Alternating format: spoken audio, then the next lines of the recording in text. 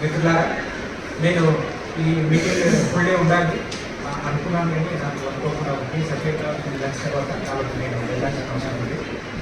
ఒకవేళ నా case argument అయిపోయిన తర్వాత స్టిల్ మీటింగ్ కంటిన్యూ అయితే మళ్ళీ రిటర్న్ వస్తాను ఈ మీటింగ్కి. లాస్ట్ ఇయర్ కూడా నేను వన్నప్రసాద్ అన్న మీటింగ్ వచ్చాను, కానీ ఈ సంవత్సరం ఏంటంటే వర్కింగ్ డే వచ్చింది. వర్కింగ్ డే రావడం వల్ల కొంచెం సో నేను ఎక్కువసేపు మాట్లాడడం, ఎందుకంటే కులాంతర వివాహాలు అనేటివి ఒకప్పుడు చాలా ఆదర్శంగా మనం భావించాము. ఆ కులాంతర వివాహాలు చేసుకొని ఇప్పటికీ అన్యోన్యంగా జీవితాన్ని కొనసాగిస్తున్నటువంటి కొన్ని కుటుంబాలు ఉన్నాయి మా ఊళ్ళో. దీనికి చాలా ఎంకరేజ్ కూడా చేశాము, అంటే అందరము అప్రిషియేట్ చేయటము, కులాంతర వివాహాలు జరగాలి, కులం పోవాలి అనేది. కానీ ఇప్పుడు నేనైతే సందిగ్ధంలో పడ్డాను, కులాంతర వివాహాన్ని ప్రోత్సహించాలా అని ఒక క్వశ్చన్ మార్క్ వచ్చింది నాకైతే. నేను పర్సనల్గా మాట్లాడుతున్నాను, నేను ఏ ఉద్యమాన్ని రిప్రజెంట్ చేయను. కుల నిర్మూలన పోరాట సమితి నేను అత్యంత అభిమానించేటటువంటి సంఘం.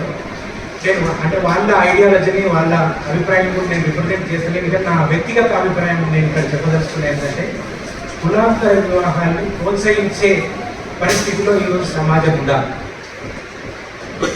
ఈ దేశ కుల సమాజాన్ని మనం సమాజం అనే పరిస్థితి కూడా లేదు, ఒక జంగిల్, ఒక దుర్మార్గమైనటువంటి పరిస్థితిలో మనం జీవితం కొనసాగిస్తున్నటువంటి పరిస్థితి. ఒకసారి వెనక్కి వెళ్తే బాబాసాహెబ్ డాక్టర్ అంబేద్కర్ కూడా కులాంతర వివాహాలు కుల నిర్మూలనకు దారితీస్తాయని చెప్పలేదు. Stray incidents like interdinings and intercaste marriages will not lead to the annihilation of caste, because casteism is the ideology which requires the ideological changes. అంటే కరెక్ట్ కోట్ నేను చెప్పడం లేదు, కానీ వాస్తవం ఏంటంటే కులం అనేది నిర్మూలనకు కుల వివాహాలు, కులాంతర విందు భోజనాలు, అన్ని కులాలను కలిపి భోజనాలు ఏర్పాటు చేయడం, కులాంతర వివాహాలు ప్రోత్సహించడం వల్ల కులం బుద్ధని అనుకోవటానికి వీలు. కానీ ఫస్ట్ మనం ఏమనుకున్నాము, కలేపూర్ ప్రసాద్ అనే ఒక కవి, మేధావి, యాక్టివిస్ట్, ఆయన కూడా కులాంతర వివాహం. ఆయనతో ఒకసారి ఒక సందర్భంలో కులాంతర వివాహాల మీద చర్చ జరిగింది ఆయనకు నాకు. ఆయన ఏం చెప్తాడంటే, వివాహం అనేది వధువు తాలూకి 100 కుటుంబాలు, వరుడు తాలూకు 100 కుటుంబాలు కలిసి జరపాలి, ఒక బంధుత్వం ఏర్పడాలి. వాస్తవంగా వివాహం అంటేనే మినిమం 300 మంది వస్తారు. 300 పరిచయం లేని వాళ్ళు కూడా పరిచయం అవుతారు. నువ్వు పిల్లగానికి ఏమవుతావు, నువ్వు పిల్లకి ఏమవుతావు అని చెప్పి బంధుత్వాలు కలుస్తాయి. ఆ బంధుత్వాలు కలిసేది వివాహం. కానీ కులాంతర వివాహాల్లో ఏమవుతుంది, బంధుత్వం కాదు, శత్రుత్వం అయిపోతుంది. ఈ శత్రుత్వం ఎక్కడ దారితీస్తుందనంటే హత్యలకు దారి, దుర్మార్గంగా హత్యలు చేస్తారు. ఎంత దుర్మార్గంగా అంటే ఒళ్ళు జలధరించే విధంగా హత్యలు చేస్తున్నారు. ఈ రామ్నగర్ ఒక 10 ఏళ్ల కింద రామ్నగర్లో మన పక్కన 3 కిలోమీటర్లు ఉంటుంది రామ్నగర్. హైదరాబాద్ నగరం నడిగిన వేటాడి చంపేట ఒక అమ్మాయి కులాంతర వివాహం చేస్తున్నారు. ఇలాంటి సందర్భంలో నేనేమంటున్నానంటే, కులాంతర వివాహాలు చేసుకునేటప్పుడు యువత అనేవాళ్ళు ఆలోచించాలి. Be careful. మీ ప్రాణాలు చాలా ఇంపార్టెంట్. మీ వివాహానికంటే మీ ప్రాణాలు మాకు ముఖ్యం. ఈ కమ్యూనిటీలో ముఖ్యంగా అడవి కులాల్లో తల్లిదండ్రులు ఎంత కష్టపడి పెంచుతారండి, ఎంత కష్టపడి పెంచుతారు. ఈ కుటుంబాలలో నుంచి ఎదిగి వచ్చినటువంటి యువకుల్ని నేను ఏమంటానంటే అత్యంత విలువైనటువంటి జీవితాలు. ఎందుకనంటే మాకు తెలుసు ఊళ్ళల్లో ఎస్సీలు ఎట్లా పెరుగుతారు. ఎస్సీలు కానీ సాకరులు, మంగళలు, అడుగు కులాలకు అంటే శ్రమతో సంబంధం ఉన్నటువంటి కులాల్లో పిల్లలు శ్రమతో వాళ్ళ తల్లిదండ్రులు నిత్యం శ్రమ చేసి పెంచుకుంటారు పిల్లలు. అత్యంత విలువైనటువంటి ప్రాణాలు. అట్లాంటి సందర్భంలో మీరు ఈ సమాజాన్ని కులాన్ని అర్థం చేసుకోకుండా కులాంతర వివాహాలు జోలికి వెళ్ళకండి. నా ఫస్ట్ సజెషన్. నేను అడ్వకేట్ చేస్తున్నాను, నేను చాలా రోజులు చెప్తున్నాను, మీకు కులాంతర వివాహం చేసుకోవాలనే అవసరం వచ్చినప్పుడు నీ ప్రాణాలని కాపాడుకునేటటువంటి ఏర్పాట్లు చేసుకోవాలి. ఎట్లా ఏర్పాటు చేసుకున్నావు? నీ స్తోమతను బట్టి నిన్ను రక్షించు. నీ ప్రాణం నువ్వు ఎదుటి దాడి చేయనట్లే. నేను నీ ప్రాణాలను కాపాడుకునేందుకు ప్లాన్ చేసుకో. నీ ప్రాణాలను నువ్వు కాపాడుకునేందుకు చట్టం నీకు అవకాశం ఇచ్చింది. సెల్ఫ్ డిఫెన్స్ ఇస్ ఎలా. నేను ఒకవేళ ఇంటెలిజెన్స్ పోలీసు వాళ్ళు ఇలా ఉంటే నోట్ చేసుకోండి. గవర్నమెంట్కి నేను ఏమంటున్నానంటే ఎస్సీలకు తుపాకులు ఇవ్వండి అని నేను అడుగుతున్నాను. 1 సంవత్సరం నుంచి కూడా నేను అడ్వకేసీ చేస్తున్నాను. ఎస్సీలకు లైసెన్స్డ్ తుపాకులు ఇవ్వండి.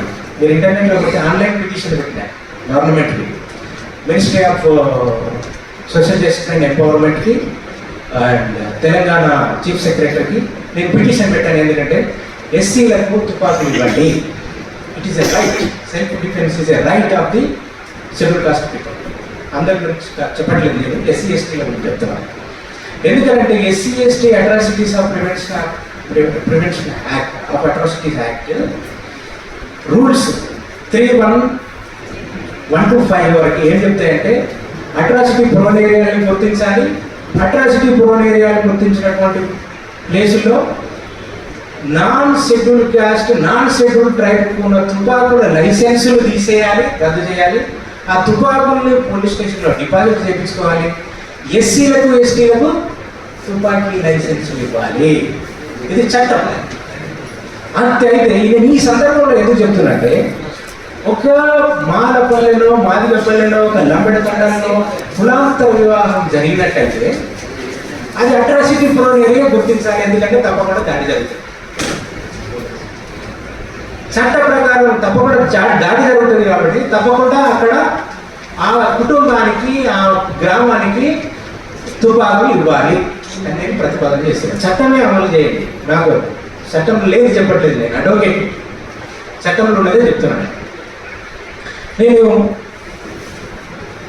ఇక తొందరలో ముగిస్తాను. ఇంకా ఎందుకంటే 2 విషయాలు నేను ఇక్కడ స్ట్రెస్ చేయదలుచుకున్నాను. ఒకటి, కులాంతర వివాహానికి వెళ్ళేటప్పుడు నిన్ను నువ్వు కాపాడుకునేటటువంటి పరిస్థితి నీకు ఉన్నాయా లేవా అంచనా వేసుకోవాలి. ఇది బాగా ప్రచారం చేయాలి.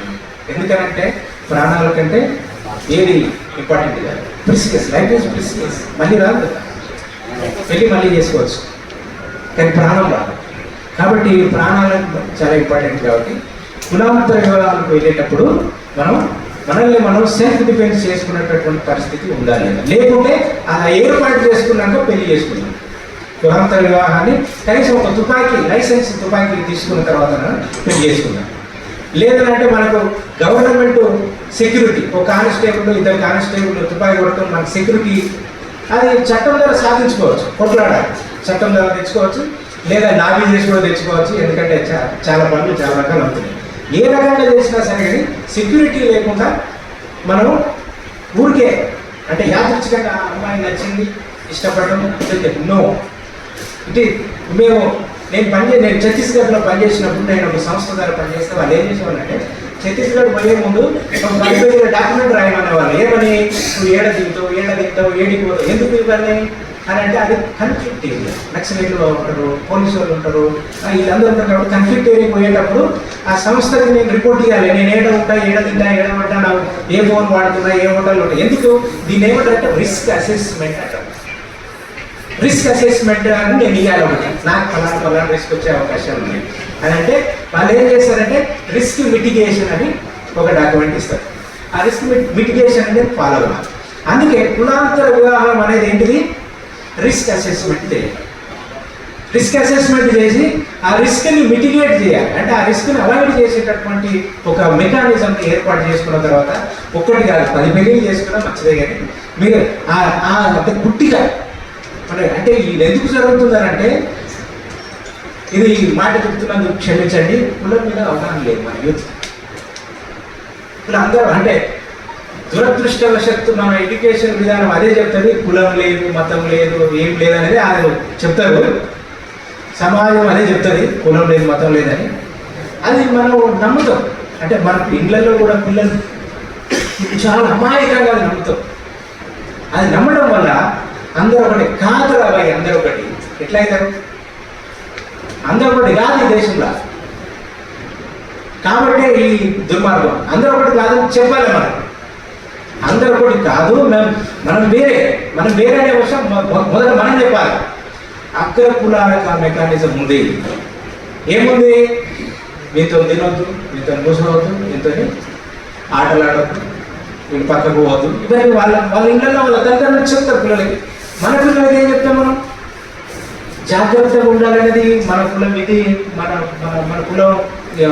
మన కులానికి అంబేద్కర్ ఉన్నాడు, పూలే ఉన్నాడు, ఇవన్నీ మనం చెప్పాలి. మన ఇళ్ళలో చెప్పకపోవడం వల్ల, కులం మీద అవగాహన లేకపోవడం వల్ల సమాజంలో ఉన్నటువంటి ఒక అభూత కల్పన, ఏది సమానత్వం, అభూత కల్పన, అవన్నీ నమ్మడం వల్ల వీళ్ళు గుడ్డిగా ప్రేమించేసి వెళ్ళైపోవడం జరుగుతుంది. కాబట్టి మనం ఏంటంటే రియాలిటీ, వాస్తవం ఏంటి, వాస్తవాలు చెప్పాలి పిల్లలు. వాస్తవాలను చెప్తే మనం మన పిల్లల ప్రాణాలను కాపాడుకునే అవకాశం ఉంది. కాబట్టి ఈ కులాంతర వివాహాన్ని ప్రోత్సహిస్తూనే నేను రిస్క్ అసెస్మెంట్ చేయవలసిందిగా అందరినీ కోరుతున్నాను. తర్వాత ఎంపీలు మాట్లాడుతూ ఎస్సీ, ఎస్టీ, ఎమ్మెల్యేలు, ఎంపీల గురించి ఒకటే మాట చెప్పి ముగిస్తాను. నేను ఒక ఎమ్మెల్యేతో ఇట్లే చర్చ పెట్టినాను. రే, నేను కాలు నొప్పి తెచ్చుకున్నాను, నీకేం చేయాలి? కాళ్ళు నొప్పి తెచ్చింది సీటు.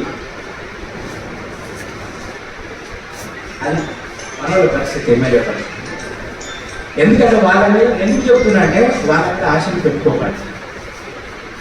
ఎంపీలు, ఎమ్మెల్యేలు అనేవాళ్ళు కమ్యూనిటీకి పనిచేయరు. ఎప్పుడు చేస్తారు? పదింతల మైలేజ్ వచ్చే అంశం ఏదైనా ఉంటే చేస్తారు. తర్వాత వాళ్ళు కూడా అసెస్ చేస్తారు, అయ్యే పని అయితే చేస్తారు. కమ్యూనిటీ సమస్యలు గవర్నమెంట్ చేసే పనులు అయితే వాళ్ళు చేస్తారు. ఎవరన్నా ఒక ఎంప్లాయీకి ట్రాన్స్ఫర్ చేపిస్తారేమో. అది కమ్యూనిటీకి ఉపయోగపడే నేను చెప్పిన చట్టం మాత్రం ఎస్సీ ఎస్టీ చట్టం అమలు చేయమని అది ఏ ఎమ్మెల్యే మాట్లాడారు అంటే వాళ్ళ యొక్క పరిధి, అంటే పరిధి ఇన్ ద సెన్స్ వాళ్ళు ఎమ్మెల్యే అయినటువంటి పరిస్థితి లేదా అలాంటి. పంజాబ్లో ఒకసారి పోలీస్ స్టేషన్లో ఎస్సీని చంపేశారు. పోలీస్ స్టేషన్లో ఎందుకు చంపేశారంటే వాళ్ళు ఆవును చంపి తోలు కొలిశారనే నెపంతో పోలీస్ స్టేషన్లో వాళ్ళకి దాడి చేస్తుంటే ఈ పోలీస్ స్టేషన్ వాళ్ళతో పోలీస్ స్టేషన్లోకి వెళ్ళి చంపారు. ఇది మొత్తం ఒక 2 గంటలు ఈ హత్యాకాండ జరిగింది పోలీస్ స్టేషన్లోనే, పోలీసు వాళ్ళ ముందే. అప్పుడు పార్లమెంటు సమావేశాలు జరుగుతున్నాయి. పార్లమెంట్లో 120 మంది ఎస్సీ ఎస్టీ ఎంపీలు ఉన్నారు. ఎంతమంది? 120 మంది. మొత్తం 540 అనుకుంటా. అందులో 120 మంది, ఒక్కడు కూడా నోటే మనకి. అందుకే కాన్స్టిట్యూషన్ ఏమంటాడంటే ఎస్సీ ఎస్టీ ఎంపీలు ఆవలింతలు వచ్చినప్పుడే నోరు తెస్తారు. ఆవలింతలు వచ్చినప్పుడు మాత్రమే నోరు తెస్తారు, వేరేటప్పుడు నోరు తెరవరా. ఎందుకు ఆ 120 మంది పార్లమెంట్లో కూర్చొని ఎవరికి బట్టి వచ్చినారు? వాళ్ళకి ఆశలు పెట్టుకోవద్దు. నేను బుద్ధుని కోట్ చేస్తున్నా ఇక్కడ. Be your own master. అత్తది భో భవ అంటాడు బుద్ధుడు. Be your own master. ఎవరైనా డిపెండ్ కాదు. ఒక రాజకీయ నాయకులు అసలు వాళ్ళు ఉపయోగపడరు, దేనికి ఉపయోగపడరు. అయితే ఈ చర్చలో 120 మంది ఎస్సీ ఎస్టీ ఎంపీలు వాడు కూర్చొని హత్యాకాండ మీద మాట్లాడలేదు అని అంటే నేనన్నా 120 కాదు, మొత్తం 540. ఇంకా 420 మంది ఉన్నారు కదా వాళ్ళెందుకు మాట్లాడకూడదు అంటే వీళ్ళు కమ్యూనిటీ రిప్రజెంటేటివ్స్ ఆడిపోయారు కాబట్టి వాళ్ళు మాట్లాడాలి. వీళ్ళు అంటే మిగతా 420 మంది ఎంపీలు మాట్లాడకుండా నడుస్తుంది. రాజ్యాంగం ప్రజా సమస్యలను పట్టించుకున్నది. ఇది ఒక హత్యాకాండ ఒక పోలీస్ స్టేషన్లో జరుగుతుంది. దాని గురించి కేవలం ఎస్సీ ఎస్టీ ఎంపీలు ఎందుకు ఎవరైనా మాట్లాడచ్చు. అందుకని 120 మంది యూజ్లెస్ పిల్లలు కాదు, 540 మంది యూజ్లెస్ పిల్లలు. అంతే కదా. యూజ్లెస్ ఫెలోస్ ఎంతమంది? 540. ఎవరు మాట్లాడారు? ఏ కమ్యూనిటీ అయితే న్యాయాన్ని అన్యాయాన్ని ప్రశ్నించలేనివాడు. అందుకే ఆ మెయిన్ స్ట్రీమ్ పాలిటిక్స్ వదిలేయండి. అవి అంటే నేను ఎందుకు మనం ప్రాక్టికల్గా ఉన్నాం. మనకు కనబడేది, మనకి వినబడేది ప్రజెంట్ ఏంటి, మనకి ఏం కావాలి అంతవరకే మాట్లాడాలి. కానీ నువ్వు ఎవడో మనకి ఏం చేయాలనేది సాధ్యం కాదు మనకు. అంటే అది లాంగ్ రన్లో ఎవరైనా కలిసి వస్తాడేమో, కానీ వాళ్ళ నమ్మకాలు వాళ్ళు పెట్టుకోవచ్చు. కురునిర్మూలన పోరాట సమితిని నమ్మండి, వాళ్ళు పనిచేస్తారు. అవసరమైతే ఎఫ్ఐఆర్ కట్టడానికి ఒక ధర్నా చేస్తారు, ఒక రాస్తారోకం చేస్తారు, ఒక పిటిషన్ పెడతారు. ఇలా అంటే సోషల్ ఆర్గనైజేషన్స్ చేస్తున్నటువంటి పనిని మెయిన్ స్ట్రీమ్ పొలిటికల్ పార్టీస్ ఎవరు చేయట్లేదు, మెయిన్ స్ట్రీమ్ కుల సంఘాలు ఎవరు చేయట్లేదు. కాబట్టి మనం మన అవసరాలను గుర్తించి నేను చెప్పిన మాట గుర్తుపెట్టుకోండి. Risk assessment and risk mitigation, ఇవి రెండు చేయడం ద్వారా మాత్రమే మనం ఈ అత్యాచారాన్ని ఆపగలుగుతాం. ఇంకోటి జ్యుడిషియరీలో మరి ఈ అత్యాచారంతో కూడా జ్యుడిషియరీ ఏం చేస్తుందంటే జ్యుడిషియరీని కూడా పూర్తిగా నమ్ముకుంటాడు. కాబట్టి నేను చెప్తున్నా ఏంటంటే మీరు సెల్ఫ్ డిఫెన్స్ మెకానిజం ఉండాలి. అది ఏర్పాటు చేసుకున్న తర్వాతనే నేను కేవలం ఇంటర్ క్యాస్ట్ మ్యారేజెస్ ఈ హత్యాకాండాలు జరుగుతున్న సమయంలోనే సెల్ఫ్ డిఫెన్స్ కాదు. అసలు ఎస్సీ ఎస్టీలకు నేను ఒకసారి ఇంటర్వ్యూ ఇచ్చినప్పుడు ఏం చెప్పినంటే, ఈ కులంలో ఉట్టుడే యుద్ధరంగంలో పుట్టినాడు, ఈ కులంలో ఉట్టుడే యుద్ధం చేసుకుంటూ ఉట్టుడే, అన్నిటికీ యుద్ధమే. నీళ్ళ కాడ యుద్ధమే, తిండి కాడ యుద్ధమే, బట్ట కాడ యుద్ధమే, గెట్టు కాడ యుద్ధమే, బోర్ కాడ, స్కూల్ బెంచ్ కాడ. అంటే మనము ఇప్పుడు నిమ్మలంగా ఉన్నామనే పరిస్థితి ఉన్నది. ఈ కులాలకి ఎప్పుడు యుద్ధంలో కొట్టి బ్యాటిల్ గ్రౌండ్. కాబట్టి మనకు ఆ సెల్ఫ్ డిఫెన్స్ మెకానిజం అనేది కేవలం ఆ ఇష్యూలోనే కాదు, ప్రతి ఇష్యూలో భూములు పోతున్నాయి, అత్యాచారాలు జరుగుతున్నాయి. వీటన్నిటికీ అండ్ అందరూ ఒకసారి ఆలోచించాలి సెల్ఫ్ డిఫెన్స్కి ఏం చేయాలని.